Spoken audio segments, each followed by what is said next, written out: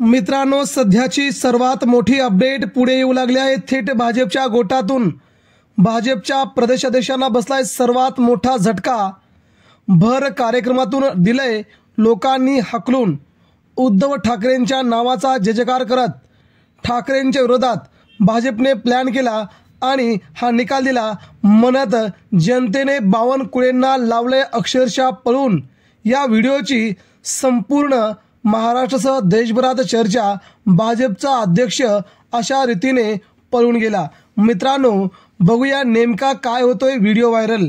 सध्या देशभरामध्ये भारतीय जनता पार्टी यांच्या विरोधात खूप मोठी संतापाची लाट असल्याचं पाहायला मिळत आहे।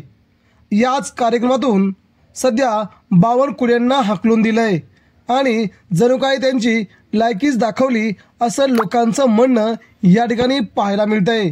उद्धव ठाकरेंच्या शिवसेनेच्या विरोधात हा निकाल दिल्याने सध्या भाजप विरोधात सध्या लोक संतापले आहेत आणि मराठा आरक्षण या दृष्टीने सध्या भाजप काहीच हालचाल करत नाही हा देखील रोष लोकांच्या मनामध्ये आहे।